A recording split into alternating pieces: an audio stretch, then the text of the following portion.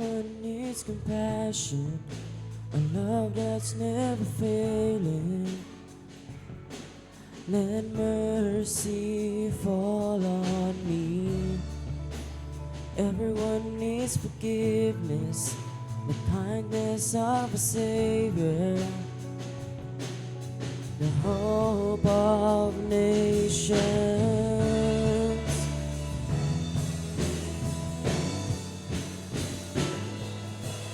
Say that He can move the mountains.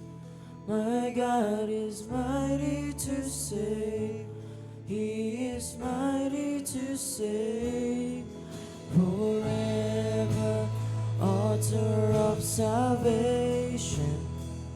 He rose and conquered the grave.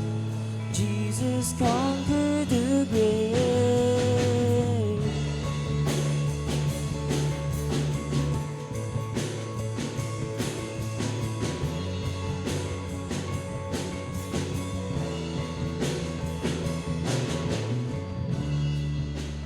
Take me as you find me, all my fears and failures. Fill my life again. I give my life to follow everything I believe in. Now I surrender.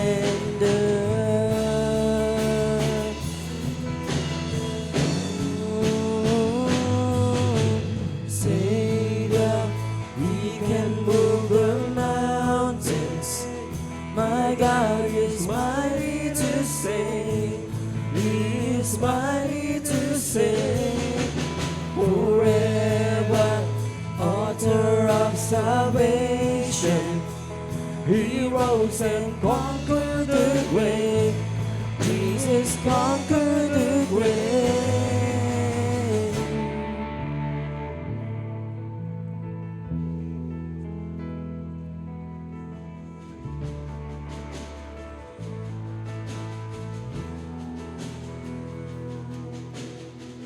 Shine your light and let the whole world see. We're singing for the glory of the risen King. Jesus, shine your light and let the whole world see. We're singing for the glory of the risen King. Jesus, shine your light and let the whole world see. We're singing for the glory of the risen King. Jesus, shine a light and let the whole world see.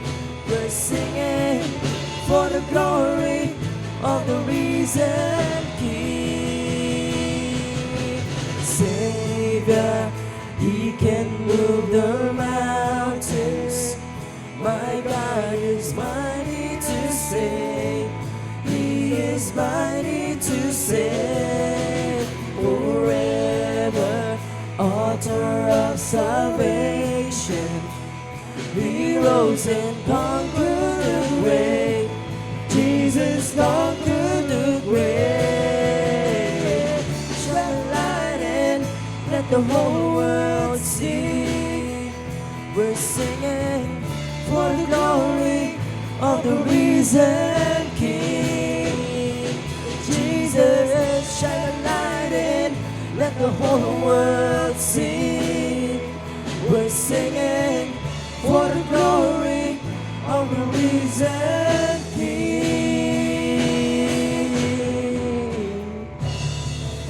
Palakpakan po natin ang ating Panginoon. Hallelujah, Jesus!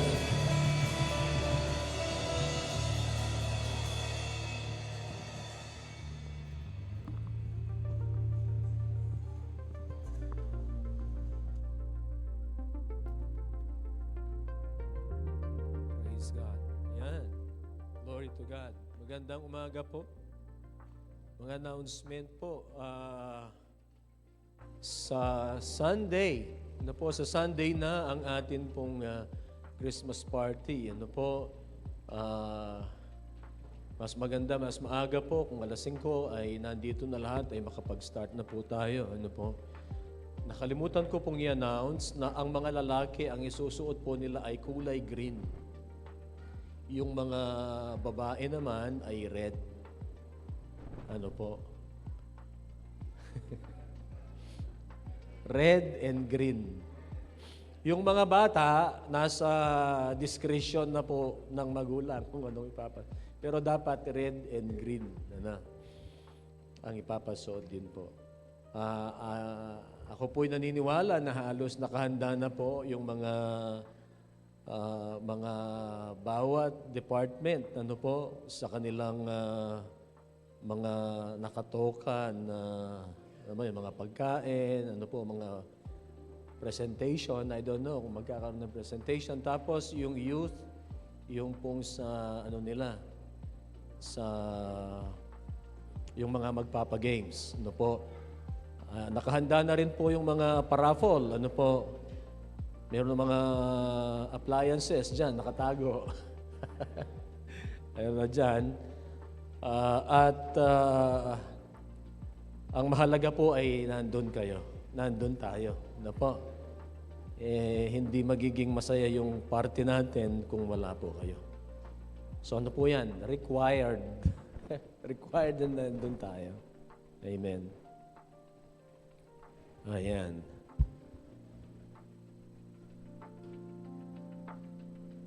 Ano pa ba? Gusto po nating i-welcome si Sister Pauline and Sister Angela, mga kaibigan po ni Sister Faye. Pwede ba bang tumayo? Ayan. Mahiyain. Nahihiya pa. Welcome kayo dito sa pagsamba. I hope hindi lang ito yung una po ninyo na pag-attend, kundi one of the many na pag-attend po ninyo.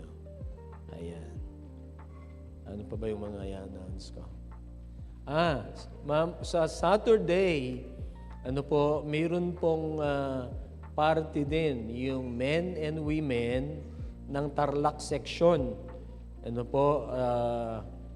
Ini-encourage po ang lahat ng women, mga may asawa po, at saka yung mga men, na tayo po ay makibahagi doon.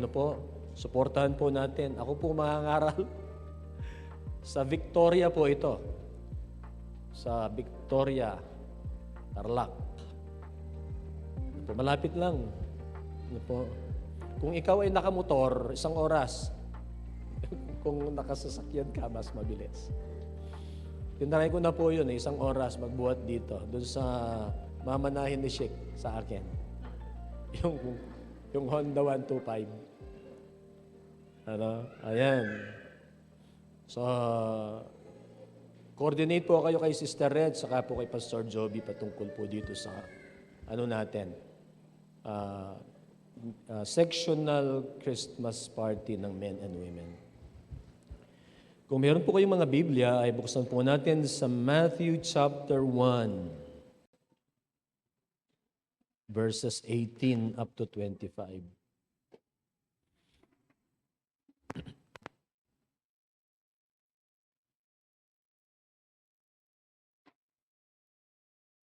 Ikitsyon po.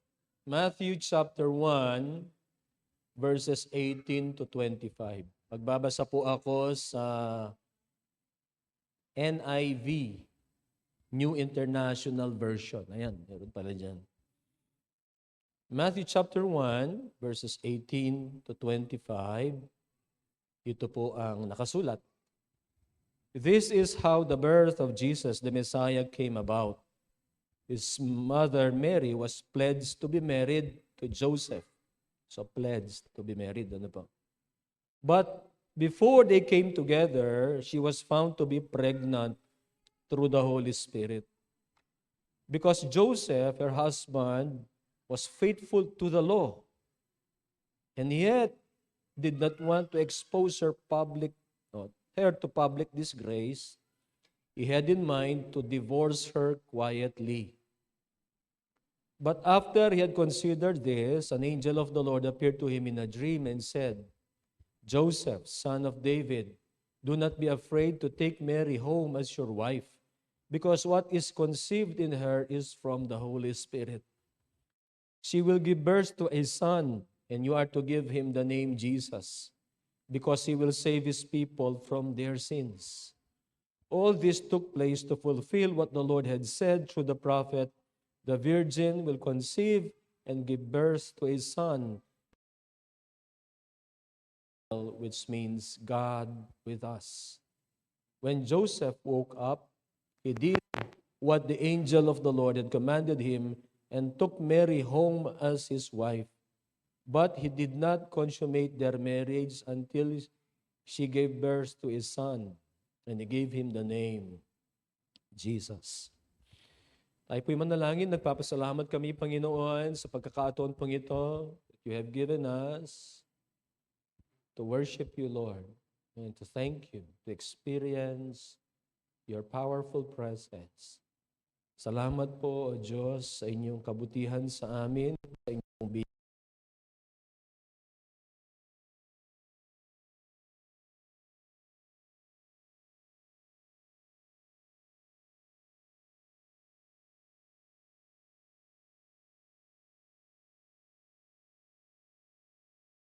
Sapagkat ikaw ay mabuting Diyos, hindi mo kami iniwan, hindi pinabayaan kahit ni minsan. Lord, we would like to honor you, to thank you today. We pray that we will have an expectant heart, Panginoon. Kami ay umaasa, Panginoon, sa inyo pong mga gagawin sa aming mga buhay sa pamamagitan ng salita na maipapangaral ngayong umaga. We entrust to you our lives and the worship service. Salamat po. Pangunahan mo po kami. At maging mababa ang aming mga puso upang tanggapin ang iyong kalooban para sa aming mga buhay. Lord, we honor you and we thank you, Lord. This is what we pray in Jesus' name. Amen. Malapit na po yung Pasko. Merry Christmas. Dati, September pa lang, ay nagbabatian na. Merry Christmas. Ang Pasko po, it has become a season filled with lights. Tayo rin, dami nating ilaw dito. Christmas lights. Yan. Salamat sa mga nagpe-prepare, nagpapagod para dyan. It is a season of lights. Ang dami sa mga syudad, daming mga ilaw. It is a season of gifts.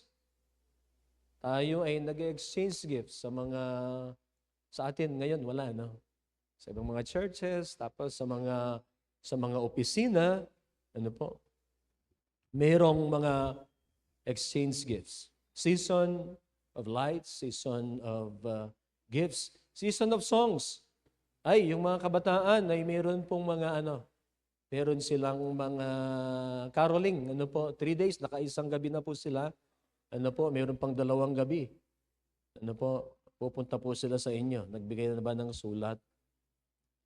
Season of songs. Mayroong mga Paskong mga kanta. And the season of celebration. Meron tayong mga party sa eskwela, sa opisina, sa church. Kung minsan, siguro, konti yung mga 3 na mapupuntahan natin ng mga party kada Pasko. It is a season of celebration. Yet, the very first Christmas was not wrapped in comfort or festivity. It was wrapped in confusion. Bakit kaya confusion? Kasi po, si Joseph, he wanted to divorce Mary. Pero magtataka ka, marahil ito yung iba, alam na po ito na discuss ko na po noon. Magtataka ka kung bakit niya i-divorce. Hindi naman sila kasal. Kasal na ba? Hindi pa, di ba? Ikakasal pa lang.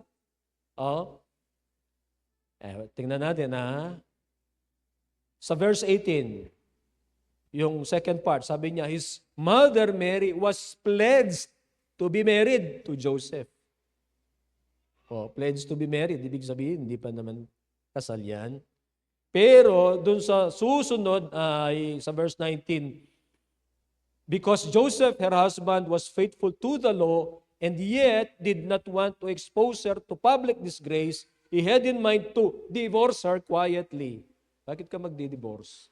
Hindi naman sila kasal. Bakit din na lang niya iwalayan kaagad? Ano? Ang explanation po dyan ay they are more than engaged. Betroth po ang tawag doon, di ba? Betrothal. Betroth. Ano po?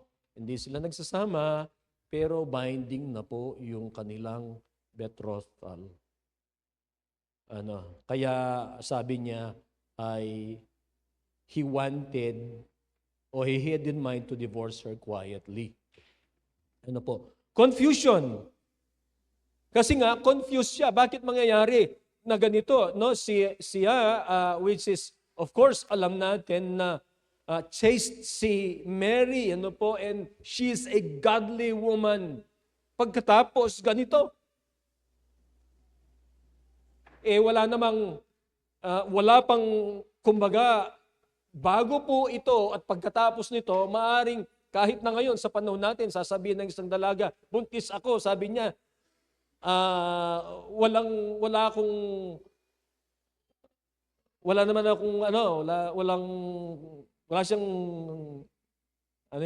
consummation. Maniniwala ba kayo? Di naman kayo maniniwala kahit alam nyo ng ganito, mayroong pangyayaring ganito. Hindi po ba? Siyempre, doon po sa kanyang kalagayan, ay confused siya. Bakit nangyari ito? At kung makausap niya, marahil nag-usap po sila, ay marahil sinabi ni Mary kung ano po yung nangyari. Na ito ay sa pamagitan ng banal na espiritu. Kung kayo si Joseph, maniniwala kayo.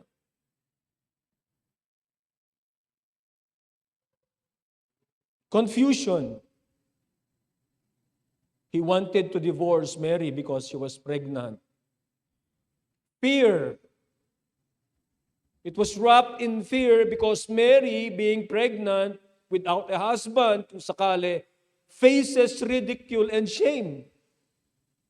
Ang katotohanan, nung pong mag-meet sila ng angel ay, ang sabi, do not be afraid, Mary. There was fear. But also, the first Christmas was wrapped in faith. Because eventually, these people, Joseph and Mary, they trusted God. They have put their faith in God. Ano po? Nung managinip po si Joseph, ay kaagad-agad ay siya po ay ginawa niya ang dapat gawin kung ano yung sinasabi po ng mensahe sa kanya dun sa panaginip. But after he had considered this, an angel of the Lord appeared to him in a dream and said, Joseph, son of David, do not be afraid to take Mary home as your wife, because what is conceived in her is from the Holy Spirit. She will give birth to a son, and you are to give him the name Jesus, because he will save his people from their sins. Ano po? So verse 24, ito palang ibig kong i-drive. When Joseph woke up, he did what the angel of the Lord had commanded him. He did what the angel had commanded him. So it is also wrapped in faith. Dahil pati po si Mary, ang sabi po niya ay kahit mayroong alinlangan or fear, ang sabi niya, be it unto me according to your word. Na matibay na pananampalataya at pagtitiwala sa Diyos.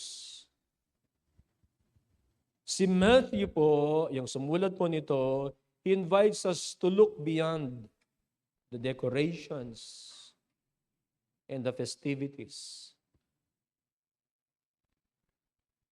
At i-discover natin yung pong heart of Christmas. Ano ba yon? God entering our world to save us. and be with us. Ang sabi po ng verse 23, the virgin will conceive and give birth to a son, and they will call him Emmanuel, God with us. God entering our world to save us and to be with us. Praise God. Ang Christmas po ay nagsasabi na ang Diyos ay siya po yung unang nag-reach out po sa atin sa pamamagitan ng ating Panginoong Jesucristo. For God so loved the world that He gave His one and only Son, that whoever believes in Him shall not perish but have eternal life. God reaching out to us. Hallelujah. Kung i-revisit po natin ang istorya po ni Joseph, ni Mary, and the birth of our Lord Jesus Christ, we rediscover that Christmas is not just an event. Ito po ay revelation kung sino ang Diyos at kung ano ang gagawin at ginagawa niya sa kanyang mga people, sa mga tao. So by the way, ang Trinity po, hindi po si Joseph, Mary, and Jesus. Nung bata ako, parang ganun yung aking theology. Napunta sa isip na sa akin. Hindi po. Ang mensahe po, ang pamagat, ay galing doon sa Emmanuel, God with us. Makikita po natin na una, ang Christmas po, it reveals God's initiative. Siya yung una na umabot po sa atin. Ang sabi po doon sa verse 18 ay, this is how the birth of Jesus the Messiah came about. Matthew begins not with the human effort, ipinapakita niya na hindi po ito human effort, but with God acting first. Siya yung umabot, It's not humanity reaching to God, but God coming down to us. Kamangha-mangha po ito. Unique po ito, at unprecedented po ito. Ibig sabihin, wala pong mga idea o kahit na mga katuruan noon na ganito, na yung mga tao ay yung Diyos bababa, at aabutin yung mga tao. Christianity lang po ang ganun. It's unique. Not known before, unprecedented. Kasi ang tao, ganito yung kanyang ginagawa, yung iniisip, yung mga religion. Kasi ang religion, ganito. Man reaching out to God. Pero ang sabi po ng salita ng Diyos, all of our good works are filthy rags in the sight of God. It's in Isaiah. Ang sabi po ng Romans chapter 3, all have sinned and fall short of the glory of God. We all fall short. Yung lahat ng effort natin ay hindi po, ang effort natin, hindi tayo makakapunta dun sa kung ano ang pamantayan ng Diyos. Kailangan natin ang biyaya ng Diyos, kailangan na ang Diyos ang siyang mag-reach out po sa atin. It's not humanity reaching, or Christmas is not humanity reaching to God. It's God coming down to us. Amen. Ito po ay nire-remind tayo na ang kaligtasan ay galing sa Diyos. Tinuturo po nito that the initiative came from God. Hindi po ito doon sa mga merit natin. Hindi po ito doon sa mga ginawa po natin. It's not about our merit. Kasi kulang yung mga merit po natin. Marami nga tayo, merit. Kung ang basihan niya yung mga merit, wala tayong ganon. And we see that God stepped into our broken world when we could not reach Him. Siya po yung umabot sa atin. Hallelujah. Ang kapanganakan ng Panginoong Yesus, ito po ay divine origin. Base po sa verses 18 and 23, ang sabi, this is how the birth of Jesus the Messiah came about. Ano po? His mother Mary was pledged to be married to Joseph, but before they came together, she was found to be pregnant through the Holy Spirit. Ibig sabihin, ito po ay divine, ito po ay supernatural. Ano po? It is of divine origin. Verse 23, ang sabi po ay, the virgin will conceive and give birth to a son, and they will call him Emmanuel, which means God with us. It's divine. Divine origin. At ang sinasabi po ng mga verses na ito, that Jesus Christ is fully human. Saan po galing yon? Ang sabi ay,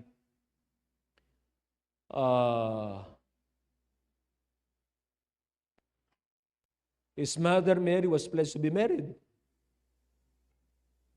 Meron po, ano? Tapos, yung verse 23, the virgin will conceive and give birth to a son. He's fully human, born of a woman, but also fully divine. Kasi sinabi niya, conceived in the Holy Spirit. Ito po kamangha-mangha talaga. Ano po? Virgin birth, pagkatapos, yung nasulat pa sa Genesis chapter 3, verse 15 ay, ang binanggit po doon ay yung seed of a woman. There's no such thing as that. Ano po? Pero binanggit po yon sa Genesis 3:15 dahil ito po ay tumitingin dito sa pagdating ng Panginoong Jesus sapagkat wala pong involved na human father. It's through the Holy Spirit. Fully God, fully man. I-emphasize ko po, hindi po siya 50-50. 50% man, 50% God. Born of a woman, fully divine, conceived in the Holy Spirit. Born of a woman, fully human, born or conceived in the Holy Spirit, fully divine. God so loved the world that He gave His Son, Jesus. God became human. Pwede ba yon? Pwede. Ito nga eh. God became human. Ang hindi pwede, yung man became God. Hindi pwede yan. Pero yung Diyos, kaya niya. Kahit Diyos nga siya eh, kaya niya. God became human. Ang ibig sabihin po nito, Jesus understands our weaknesses. Jesus understands our pain. Jesus understands our struggles. Not from my distance. Hindi po malayo ang Diyos. Naintindihan niya yung mga weaknesses natin, yung pain natin, mga struggles natin, not from a distance, but from what He experienced. Amen. Siya po ay dumating upang tayo po ay iligtas. He came to rescue. We are saved by grace, not by works, not by our performance. Talo tayo sa mga magagaling. Ano po, kung performance yan. Makanano naman yung performance at tingkang, paano mo i-grade? Ano kasi yung mga tawag natin para may grade mo? Ano? Nala, sir?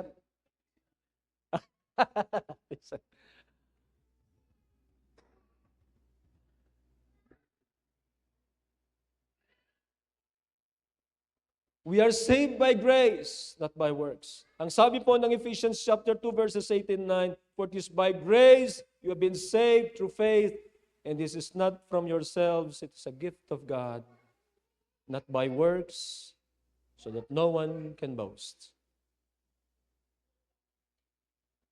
Initiative po ng Diyos yan. Siya po yung umabot po sa atin at binigay po niya si Jesus.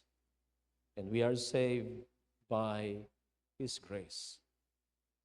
We are saved by and through the finished work of Christ at the cross. Amen. Ang Christmas po, it requires our obedience. Ang sabi po dito ay, Joseph, son of David, do not be afraid to take Mary home as your wife because what is conceived in her is from the Holy Spirit. Ano po, pagkatapos po ng mensahe na yan kay Joseph, kasi balak niyang i-divorce o hiwalayan si Mary, ano po, when Joseph woke up, he did what the angel of the Lord had commanded him and took Mary home as his wife. He did what the angel of the Lord. That is obedience. Kahit hindi niya naintindihan kung ano ang nangyayari, siya po ay tumuloy kung ano ang sinasabi po ng angel. He did what the angel of the Lord had commanded. That is obedience. He planned a quiet divorce, but when God spoke, he obeyed immediately. Bakit immediately? Pagkagising na pagkagising. When he woke up, when God spoke, he obeyed immediately. Ano po? Of course, that was costly to him. Ano po? That was confusing to him. In fact, iyon po ay countercultural doon sa kanilang panahon. Ano po? He may face shame. Alam po ninyo, hindi lang mabilis ang marites ngayon kahit noon. Buntis si Mary, Brad. Kakalatsat. Kumbaga kung ilalagay po natin ang ating sitwasyon noon, pares lang. Buntis siya. Hindi pa sila kasal ni ano. Magko-compute yung mga tao yan pag lumalaki na yung tiyan. Hindi ba? Magko-compute yan. Halimbawa, o di nag-ano sila, mga ilang, magaling pa sila sa doktor kung kailan ipapanganak. Ano po? Siyempre, kino-compute nila ha. O, iniisip niya, marahil niyan. Ano po? He faced shame. And maybe he faced misunderstanding doon po sa kanyang mga pamilya. Mga kamag-anak, o naman, bakit naman Joseph? Bakit naman kulang yata sa buwan yung ano? Yung anak mo? Yung kinasal? Ano? He may face shame, misunderstanding, at ito po, a heavy responsibility. Bakit? Hindi naman niya anak eh. He may face a heavy responsibility. Kumbaga habang naghano siya, no? Pero alam niya, ito ay sa Diyos. Meron ng revelation sa kanya, meron ng mensahe ang angel sa kanya. Ano po?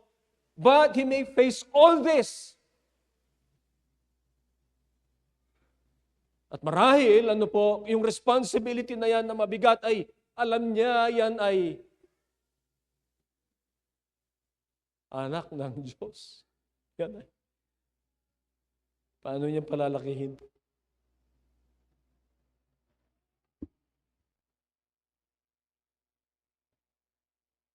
But he obeyed. Kahit meron pong mga ganito. Matindi, ano po?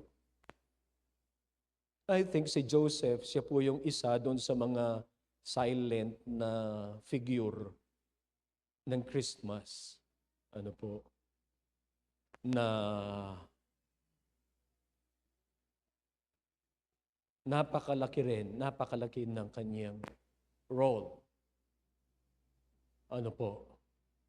Especially dun sa pagpapalaki kay Jesus. Pero makikita natin na wala na po siya, na wala na siya sa picture nung si Jesus ay meron ng ministry when he was 30. Maybe he was dead by then. Ano po? Ang Christmas po, it invites us to trust God even when His plan seems unclear. Hindi ba madalas ganon? Na ang plano ng Panginoon para sa atin, at yan ay nare-reveal sa atin paunti-unti, ano po, pero hindi gaanong clear sa atin. Pero kailangan bang maging clear lahat? Ang kailangan po natin ay obedience. Hindi muna kasi kailangan maging clear lahat, kasi kung minsan, hindi natin magagrasp kung ano ang kalooban ng Panginoon. Maybe up until now, hindi natin magrasp kung paano ang isang virgin, ano po, would conceive. Iyan ay supernatural. It can't be. Ito lang ganito. Ito lang ang istorya. Ganito. Ito. Christmas invites us to trust God even when His plan seems unclear. Si Joseph, siya po isang ordinaryong tao, nakagaya po natin. But he chose an extraordinary obedience. Susunod po ako. Kagad-agad. Ano po? Wala nang delay-delay ito. Pagka alam niya, in his heart, alam niya yan ay galing sa Diyos, mayroong mensahe, ang angel sa kanya, mayroong mensahe ang Diyos sa kanya sa pamagitan ng anghel. Immediately, when he woke up, he did what the angel of the Lord had commanded him. And he took Mary home as his wife. An extraordinary obedience to God. Tayo po, we must trust and obey the Lord. Trust and obey. Meron sang awitin, we trust and obey because there is no other way. We must trust and obey even when His ways are hard to understand. And sometimes, as I have said, we will never understand the will of God. Pero kailangan po tayong sumunod. How can we understand the things of God? Virgin being pregnant. Can never interpret that. But these people, they chose to obey God rather than trying to grasp the inconceivable. Hindi mo na mag-grasp yan. Hindi natin mag-grasp. Ang mahalaga po ay sumunod tayo sa Diyos. Trust the Lord. Si Abraham po, tinawag ng Diyos. Hindi rin niya maintindihan bakit tatawagin siya ng Diyos. He was established in the land of Ur. He was with his family. He was with his clan. And maybe he's powerful there in that place. Pero sabi ng Panginoon sa kanya, go to a place that I will show you. At siya po ay tumayo. At siya po ay umalis sa Ur. At kung saan siya dinala ng kanyang mga paa. Dinilid siya ng Panginoon. At siya po ay nagtiwala sa Diyos. At nung siya po ay mamatay, ang kanya pong nabiling lupa. Alam po ba niyo anong lupa ang nabili niya? Libingan niya. Libingan lang. Pero nangako ang Diyos, nagbibigyan siya ng maraming lahi. At bibigyan siya ng lugar. Sometimes, the call of God ay hindi po natin maintindihan. Ang nire-require po ng Diyos ay obedience. Hindi po kailangan maintindihan lahat. Ang kailangan ay obedience. And our obedience proves our love for God. Ano po? Praise God if we can express through our worship, I love you, Lord. Ano po? Express natin sa Panginoon ang damdamin natin through our congregational worship. Pero doon ba natin napuprove ang ating love for God? Our love for God can be proven by our obedience. Ang sabi po ng John 14:15, if you love me, obey my commands. Meaning, we can prove our love when we obey. Amen. Do we obey? Sana, makapagsabi tayong, I am obeying God because I love God. Pangatlo po, Christmas resounds our hope. It declares our hope. Ang pangalan po ang ibig sabihin ng Jesus ay to deliver, to rescue. Yahweh saves. Ang ibig sabihin, the Lord saves. Verse 21, she will give birth to a son, and you are to give him the name Jesus, because he will save his people from their sins. The Lord saves. Tayo ay ililigtas ng Diyos. Ang Panginoon, hindi lamang po siya dumating upang tayo ibigyan ng comfort. Salamat sa Panginoon sa pagbibigay niya ng comfort sa atin. Physical comfort, emotional comfort. Kung tayo ay may mga kalungkutan, alam natin na ang Diyos ay tayo binibigyan ng comfort sa ating puso, sa ating mga losses. If we lost a loved one, kaya na yung ating mga ninanasa sa ating trabaho ay hindi, yung mga promotion ay hindi naibigay, yung mga business ay yung in-expect natin na mga sales natin ay hindi natin naabot, may tayong mga losses. The Lord is our comfort. Hindi lamang po siya dumating upang magturo ng mga moral teachings.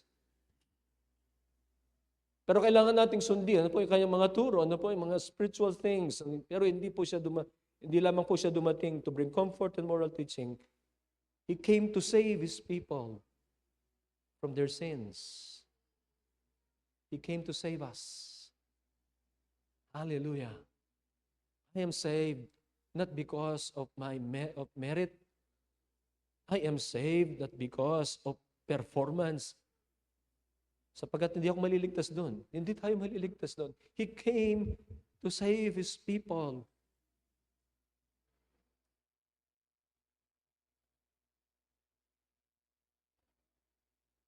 Ano pong sinasabi nito? It's not primarily about lights or gifts or celebrations or traditions.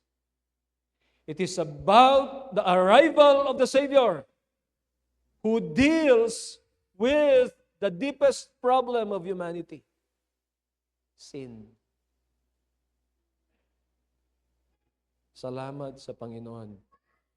Alam po ninyo, maisip natin, yung kagandahang loob ng Diyos sa atin, biyaya ng Diyos sa atin, mamamangha po tayo kung isipin lang natin, yung mga nung tayo hindi pa mananampalataya, ang kasalanan natin, o kahit na nung tayo ay mananampalataya, o kahit na ngayon, na kahit na 10, 20, 30, 40 taon na tayo mananampalataya, we continue to rely on the grace of God from first until the last, God's grace. God's grace. It is God's grace. So it's about the Savior. Dapat nakasentro ang ating Pasko sa tagapagligtas. Ang Christmas po, it affirms the faithfulness of God. Kasi sabi dito sa verse 22, all this took place to fulfill what God or what the Lord had said through the prophet. To fulfill what the Lord had said. God is a faithful God. He will fulfill His promise.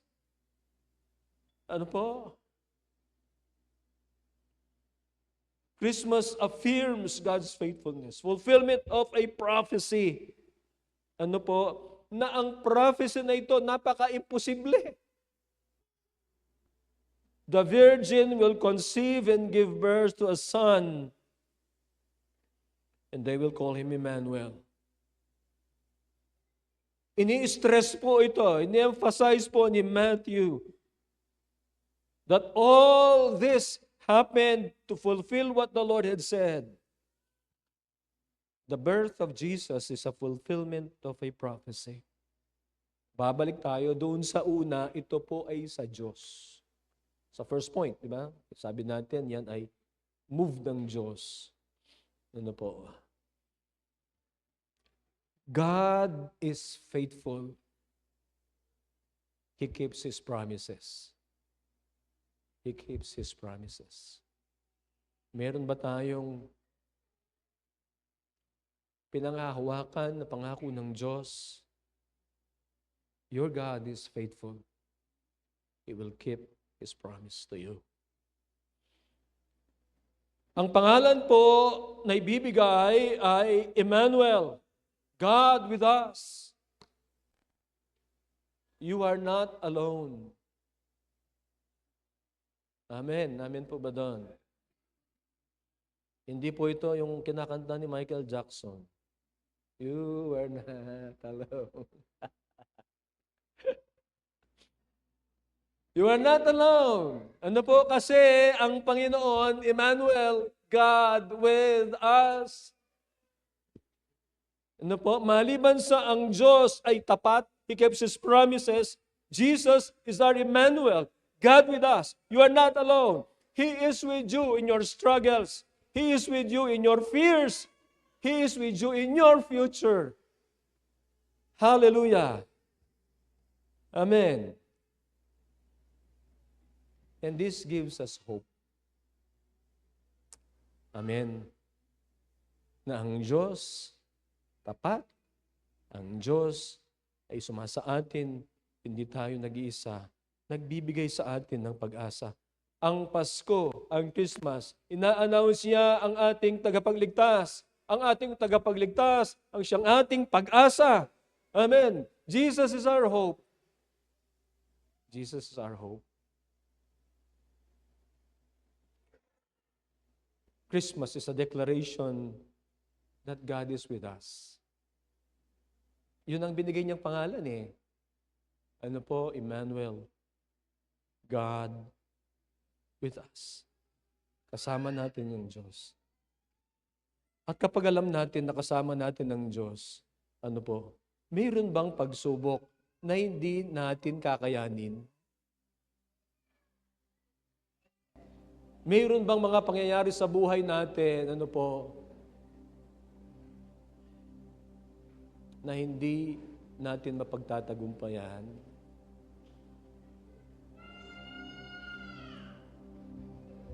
Your God is with you.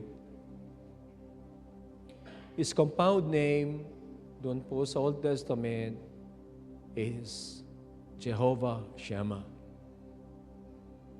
The Lord is there. He will always be there for you. Kung minsan, hindi man natin alam. Kung minsan ay tayo mismo ang lumalayo. But the Lord will always be there. He will never leave you. He will never forsake you. God is with us.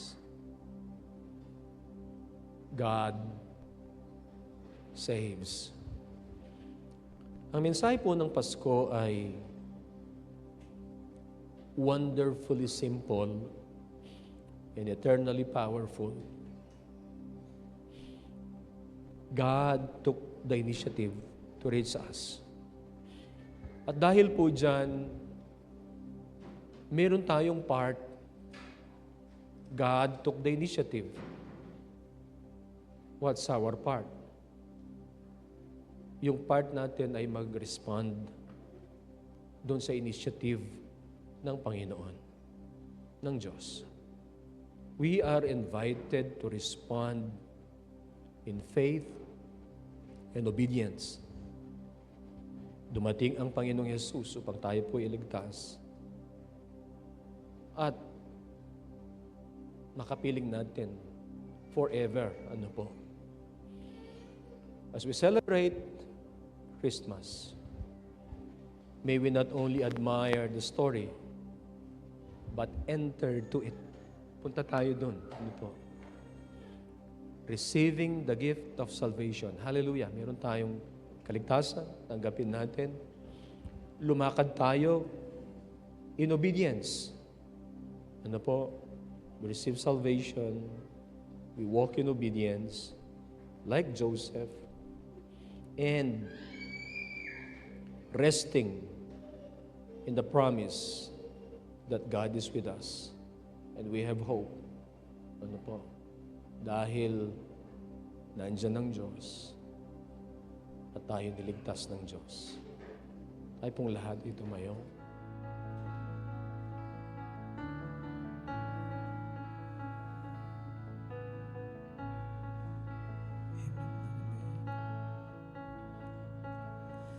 There is a song, I know it well, a melody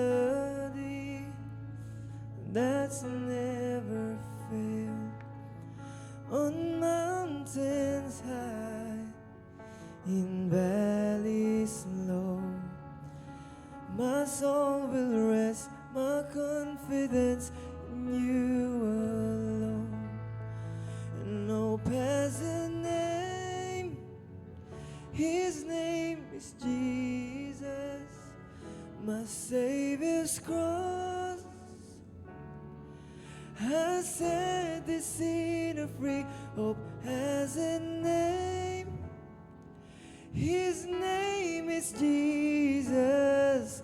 Oh Christ be praised, a victory.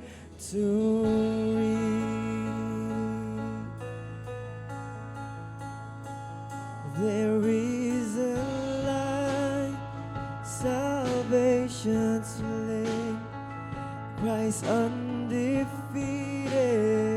trample the grave. See now the cross be lifted high. The light is won, the light is on. Behold the Christ. Hope has the name. Hope has a name. His name is Jesus, my Savior's cross has set the sinner free. Has a name. His name is Jesus. Oh Christ be praised, a victory.